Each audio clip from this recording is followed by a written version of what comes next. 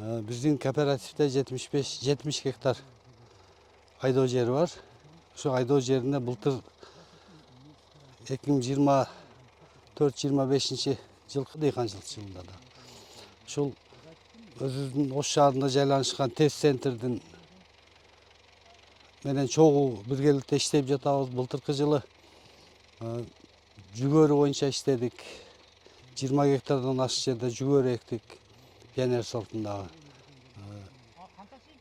40 гектар будай эккенбиз былтыр. 20 гектардай беде дагы эгилген да былтыр. Мына тест центрди айтып кетсек, алардын жардамы бизге өтө чоң болду. Аны мурдатан угуп жүргөн элек. Микрокредиттик компаниясынын жардамы тийди. Мына үрөндөрдү алуу боюнча 50% акчасын берип, калганын ошо микрокредиттик мурабака жолу менен бизге 50%-ны берип, 50%-ын алар жабышты да кредиттерине кылышып. Анан кийин аны ушу үрөөн пышканда аны биз кайтарып бердик. Мына быйылкы жылда мына 26-жылкы дыйканчылыгыбызда дагы мына 20 гектардан ашык кайра дагы эле ошол жүгөрү менен иштеп атабыз. Уже уруктарды алдык, үрөндөрдүн мака уруктарын, жүгөрү уруктарын алып, ала турган амофос дарыларды алдык 6 тонна.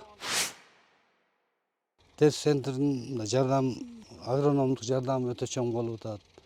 Биологиялык жолдор менен да былтыр жүгөрүнүн куртуна каршы иштегенбиз, ал жагында да иштедик. Чөпкө каршы дарыларды көп колдондук ошолордун жардамы менен.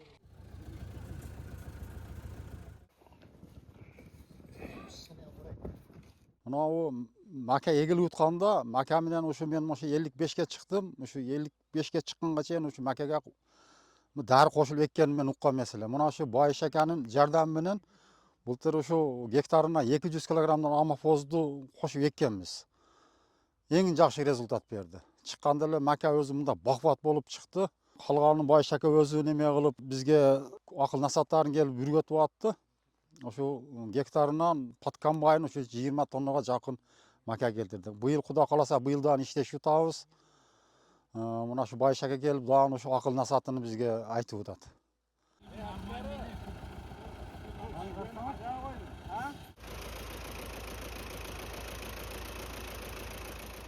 Барак айыл чарба кооперативинин тест центр, тест борбору ортосунда эки тараптуу келишим негизинде былтыркы жылы толук иш жүргөн.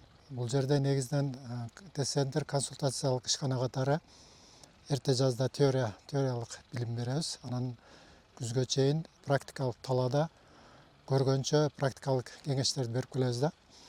Анан эми бул да биринчи үрөн тандоодон башталган. Сапаттуу үрөндөрдү негизинен жүгөрдө американ гибридтерин сунуштадык. Ошол көпчүлүгү ошону сапаттуу үрөндөрдү колдонушту. Андан сырткары беденин дагы сапаттуу үрөндөрү, анан буудайды негизи эле жалпы агротехниканы сактоо боюнча убагында жер семчилик берүү, зыянкеч илдеттерге каршы убагында каршы күрөшүү сыяктуу талаш шартында күзгө чейин консультация берилди. Демек, бул жерде эки тараптуу келишим негизинде булар ар бир мүчөлөр акча төлөйт. Эми булар мисалы жүгөрдө ар бир гектарга 3000 төлөдү. Эми бул негизи жыйынтыгы өтө жакшы болду. Былтыркы жыйынтыкты айтып кетсек, жүгөрдөн орточо 12,5 тонна түшүм айланды, орточо түшүмдүүлүк. Анан бедеден дагы салыштырмалуу жакшы түшүм алышты. Анан ошонун негизинде мына быйылкы 2020-жылга дагы келишим негизинде мына быйыл көрүп турасыздар, иш баштадык.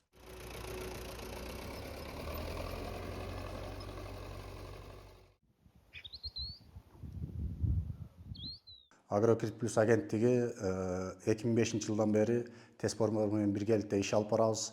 Бир канча фермерлерди, бир канча кооперативдер менен иштешип келебиз. Бүгүнкү күндө ошолордун катарында Кара Суу районунун Барак айылында дагы иш алып барабыз. Быйылкы жылы 2-жыл кетип атат. 2-жылга дагы ошол буудай менен жүгөрүнү өндүрүүгө каржылоо болду. Жеңилдетилген шарттар менен ислам принциптерине ылайык.